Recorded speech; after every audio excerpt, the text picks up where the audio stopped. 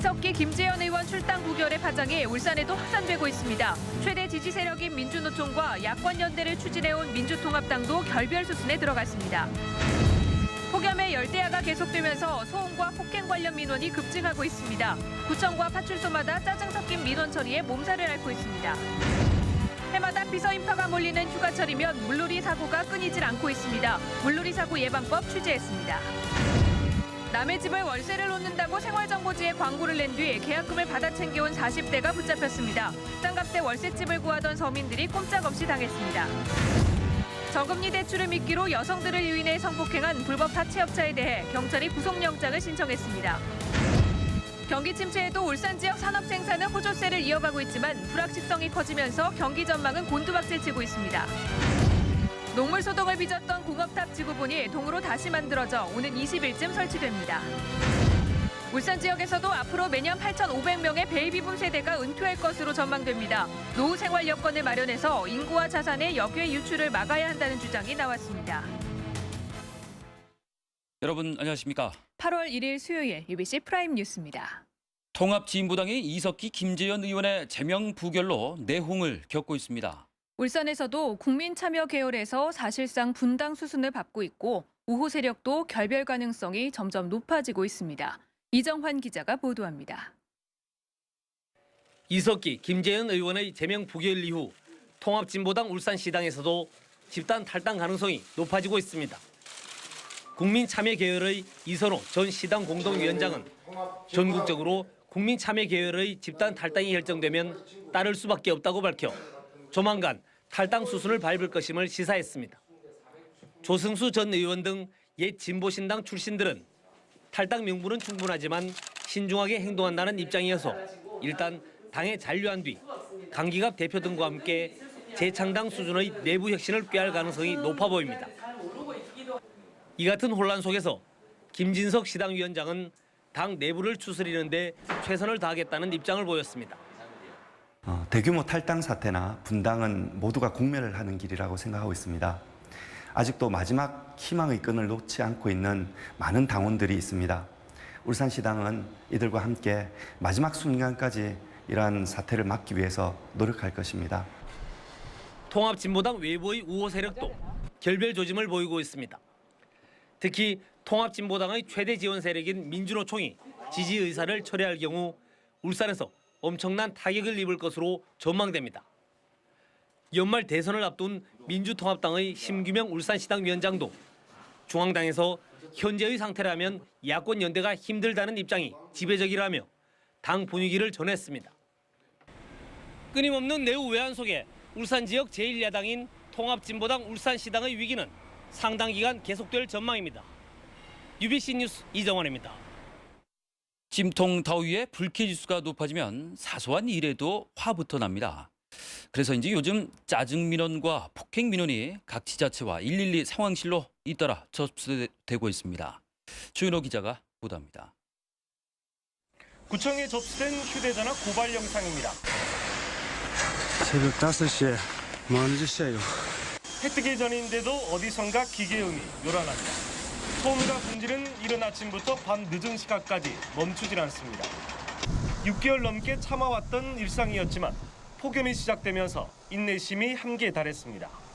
계속되는 열대야에 사람들이 많이 지쳐 있는데 잠을 이리 깨고 그 열이 엄청 받죠. 폭염과 열대야가 반복되면서 이른바 짜증 민원이 부쩍 늘었습니다. 청강 쪽에서 색소폰 불고 그렇게 한다고 하더라고요. 그런 민원이 없다가 최근 들어서 더워지면서 사람들이 그 창문을 많이 열어놓고 특히 강변 쪽에 112 신고센터에는 폭행 사건 접수가 급증했습니다. 평균적으로 일주일에 600건 정도 접수되던 신고가 폭염이 기승을 부리기 시작한 지난주에는 700건으로 늘었습니다. 평소 같으면 웃어 넘길 수 있는 사소한 일이지만 폭행으로 이어지는 것입니다. 주로 가정폭력이나 싸움이 좀 많죠. 불쾌지수 높아서 그런 건지 그런 것들이 늘어난 것 같아요. 사상 최고의 폭염이 오래 갈 것으로 예상됨에 따라 짜증으로 인한 민원과 폭행은 당분간 이어질 것으로 보입니다. UBC 뉴스 조이도입니다. 피서철에 접어들면서 많은 분들이 바다로 떠나고 있는데요. 그만큼 이 물놀이 사고도 많이 일어나고 있습니다. 예방과 대처법을 윤경재 기자가 취재했습니다. 오늘 낮 2시 44분 주전 해변에서 물놀이를 하던 21살 김모 씨가 이한류에 휩쓸려 먼바다로 떠밀려갔습니다. 다행히 구조대에 의해 무사히 구조됐습니다. 너울성 파도에 떠밀려가지고 자기가 조류한 상태에서 일반 해수객들이 완투투에 신고를 해가지고 피서철이면 어김없이 따라오는 물놀이 사고. 지난해 울산에서는 88건의 물놀이 사고로 10명이 목숨을 잃었습니다. 물놀이 사고가 일어나는 것은 대부분 보면은 기본 수칙을 지키지 않아서 일어나는 것이 대부분입니다. 물놀이 사고 예방을 위해 가장 중요한 건 안전장비 착용. 구명조끼는 몸에 꼭 맞는 것으로 반드시 다리끈까지 채우고 튜브도 양팔을 걸쳐 이용해야 합니다.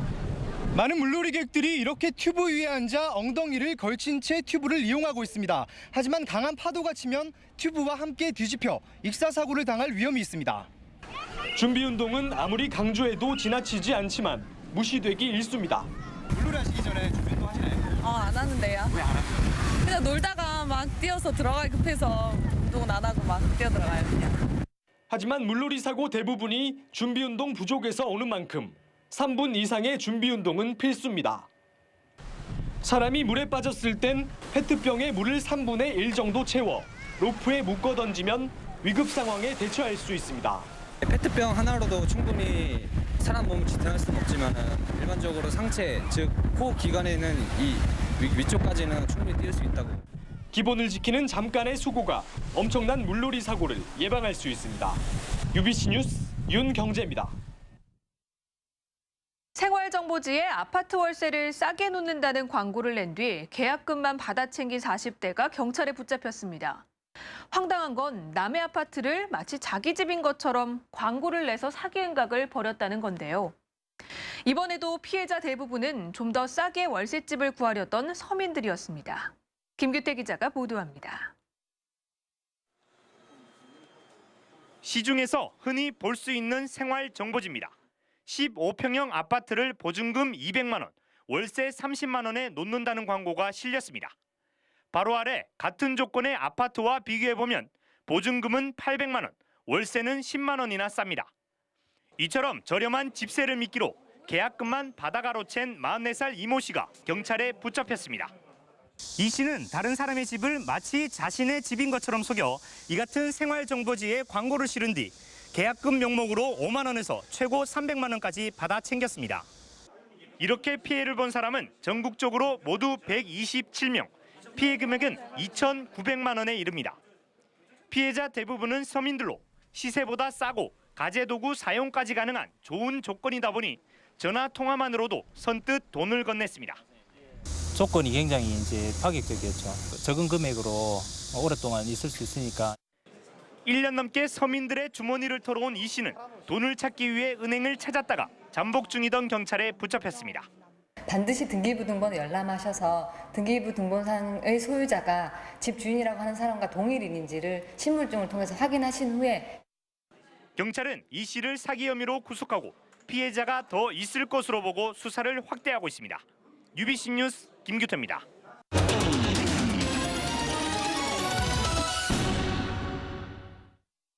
우리나라 경제가 L자형의 장기 불황에 빠져들고 있다는 분석이 나오고 있지만 울산은 아직 한 발짝 비켜나 있는 모습입니다. 문제는 이 불확실성이 가중되고 있다는 점입니다. 보도에 서영만 기자입니다. 휴가철을 맞아 할인마트가 모처럼 오전부터 붐비고 있습니다. 계속되는 찜통더위에 냉방용품과 피수용품을 찾는 고객들이 크게 늘어난 때문입니다. 하지만 의류나 가전을 중심으로 전체 매출은 계속 줄고 있습니다. 민감 상품이나 생필품 쪽은 큰 변화는 없고요. 패션이나 가전제품들이 한 15%에서 20%가량 소비가 줄었습니다. 그럼에도 산업 현장의 생산은 지난해보다 3.2% 늘어나는 등 2개월째 호조세입니다. 건설 수주도 이례적으로 580%나 늘었습니다. 새로 부도난 업체도 없어 어음부도율은 0.04%에 머물며 연중 최저치로 떨어졌습니다. 한때 20%까지 내려갔던 수출 감소세는 1.2% 수준으로 둔화됐습니다. 반면에 기업의 경기 전망 지수는 더 떨어져 리먼 사태 이후 가장 낮은 79까지 내려갔습니다. 결국은 내수 문제로 연결이 되거든요. 그래서 내수가 잘 안 되면은 우리 울산 같은 경우는 수출, 내수 두 개의 축으로 움직이는데 굉장한 어려움을. 막연한 불안감에 소비가 줄고 소비 위축에 기업들은 경기 전망을 더욱 어둡게 보고 있는 겁니다.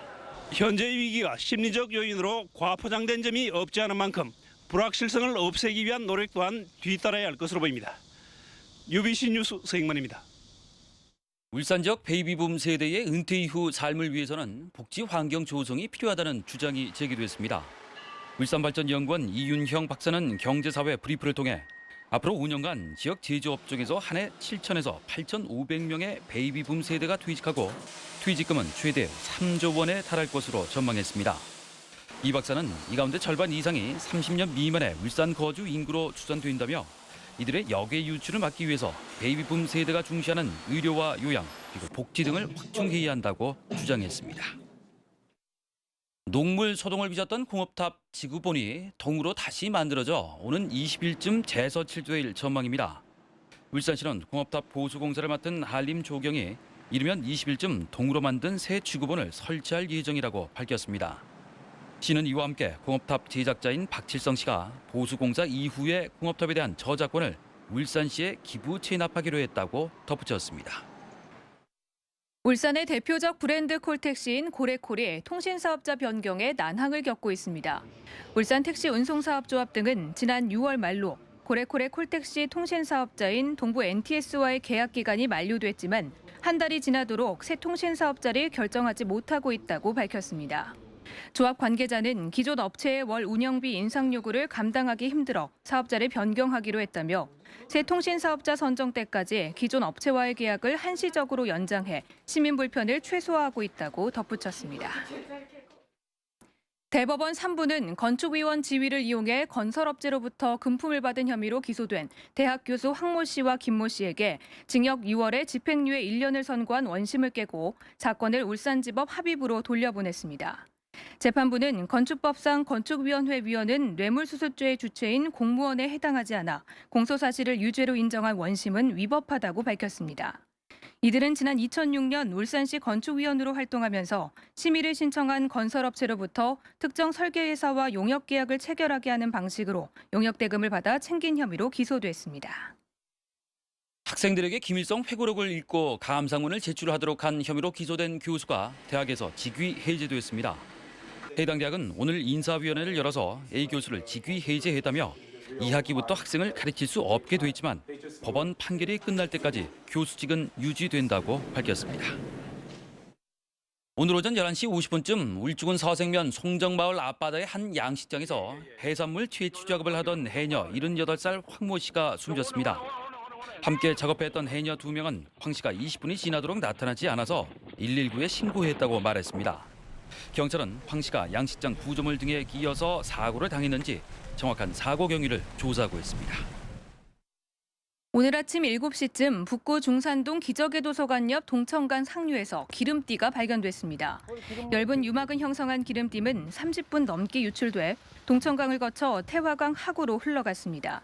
방제 작업에 나선 북구청은 경주 문산공단 일대에서 기름이 흘러나온 것으로 보고 경주시에 재발 방지를 위한 협조 공문을 발송했습니다. 남부경찰서는 오늘 저금리로 대출해준다며 여성들을 유인해 성폭행한 혐의로 38살 장모 씨에 대해 구속영장을 신청했습니다. 불법 사채업자인 장 씨는 지난 6월 18일 인터넷 대출 광고를 보고 전화한 30살 김모 씨에게 서류를 작성해야 한다며 호텔로 불러 성폭행하는 등 2명의 여성을 성폭행한 혐의를 받고 있습니다. 경찰은 장 씨가 SNS를 통해 대출 문의 여성들의 얼굴을 확인한 뒤 범행 대상을 물색했다며 피해 여성이 더 있을 것으로 보고 수사하고 있습니다. 오늘 오후 3시 서울역을 출발해 부산으로 가던 KTX 열차 10호 차량의 에어컨이 고장나 승객 60명이 큰 불편을 겪었습니다. 폭염 속에 에어컨이 가동되지 않자 일부 승객들이 영무원들에게 항의하는 소동을 빚기도 했습니다. 코레일 측은 서울역을 출발해 광명역을 지나면서 에어컨 전원에 문제가 생겼다며 정확한 원인을 파악하고 있다고 밝혔습니다. 남구청은 최근 야간 단속을 통해서 불법 주차된 건설기계 20대를 적발했다고 밝혔습니다. 적발된 덤프트럭과 굴착기는 모두 신고된 주차장이 아닌 주택가나 아파트 주변에 주차했다가 적발됐으며 과태료 5만 원씩이 부과됐습니다. 울산 지역 텔레비전 아날로그 방송이 오는 16일 오후 2시부터 종료됩니다. 방송통신위원회는 울산은 디지털 방송 수신기의 보급률이 99%를 넘어서 전국에서 가장 먼저 아날로그 방송을 중단한다고 밝혔습니다. 방통위는 아직 디지털 기기로 전환하지 않은 가구는 국번 없이 124번으로 문의하면 된다고 덧붙였습니다. 다음은 간추린 뉴스입니다. SK에너지는 울주군 범서읍 SK행복농장에서 장애인과 함께 옥수수 20상자를 수확해 장애인 복지센터 등 복지시설에 전달했습니다. SK에너지는 지난 5월 장애인의 사회 적응과 재활 훈련을 돕기 위해 250평 규모의 행복농장을 만들어 오이와 고추 등을 재배해 소외계층에게 나눠주고 있습니다. 국내에서 가장 많은 원자력 발전소가 몰려있는 울산에 정부의 방사능 측정소가 처음 설립돼 오늘부터 가동에 들어갔습니다. 유니스트에 마련된 방사능 측정소는 다양한 방사선 계측 분석 장비를 갖추고 있어 신속하고 정확한 방사능 측정이 가능하게 됐습니다. 울산시와 새마을회는 오늘 시청에서 하절기 전력 위기 대비 새마을 지도자 녹색 생활 실천 교육을 실시했습니다. 오늘 교육에서 새마을회는 에너지 5% 절약과 쓰레기 되가져오기 운동, 온실가스 줄이기 등 녹색 생활 실천 결의문을 채택했습니다. 창간 6주년을 맞는 울산신문이 오늘 문예회관에서 제3회 보도사진전을 개최했습니다. 오는 7일까지 계속되는 이번 전시회에는 울산공업센터 지정 50주년 행사 등 울산신문 사진 기자들이 지난 1년 동안 취재한 사진 80여 점이 전시됩니다. 동부경찰서는 지난달 12일 동구 주전동 펜션에서 금품을 훔친 52살 오모 씨를 검거하는 데 결정적인 제보를 한 55살 김종혜 씨에게 감사장과 신고 포상금을 전달했습니다. 주전동에서 횟집을 운영하는 김 씨는 경찰이 나눠진 전단지를 보고 신고해 피의자 검거에 도움을 줬습니다. 건강관리협회 울산지부가 141촌 자매마을인 울주군 상북면 장성마을에 에어컨 등을 기증했습니다. 건강관리협회 울산지부는 해마다 자매마을인 장성마을을 찾아 환경보호와 건강검진 등 교류 활동을 하고 있습니다. 지금 10호 태풍 담내이가 북상하고 있습니다. 성경희 캐스터, 울산 지역도 태풍의 영향을 받을까요? 네, 다행히 울산 지역은 태풍의 직접적인 영향은 없을 전망입니다. 대신 간접적인 영향으로 동풍이 유입될 것으로 보이는데요. 이 바람이 워낙 차고 습한 성질을 가지고 있어서 오후까지는 흐린 날씨를 보이겠습니다. 또 낮 한때 5mm 미만의 비가 약하게 내릴 전망입니다. 하지만 금세 날이 개면서 늦은 오후까지는 구름만 많은 날씨가 이어지겠습니다. 내일은 무더위도 잠시 주춤할 것으로 보입니다. 낮 최고 31도로 오늘보다 3도가량이 낮겠고요. 오늘 밤부터 비교적 시원한 바람까지 불어서 한결 편한 하루가 예상됩니다. 다음은 자세한 전국 날씨입니다. 중부지방 태풍의 영향을 거의 받지 않아서 종일 구름만 많겠습니다. 폭염도 이어지겠는데요. 대부분 33도를 웃돌겠습니다. 반면 남해안 지역은 태풍의 영향으로 비가 오겠습니다. 특히 제주에는 최고 100mm의 많은 비가 예상됩니다. 낮 최고 기온은 30도에서 35도 분포로 역시 덥겠습니다. 영남 지방 동해안 지역에서는 낮 한때 비가 조금 내리겠습니다. 비와 함께 내일은 무더위도 잠시 누그러지겠습니다. 오늘 늦은 밤 남해 동부 먼바다에 태풍 예비특보가 내려질 가능성이 높습니다. 항해조업에 만전을 기하셔야겠습니다. 앞으로는 낮 기온이 31도 안팎으로 더위의 기세가 조금 약해질 것으로 보입니다. 날씨였습니다.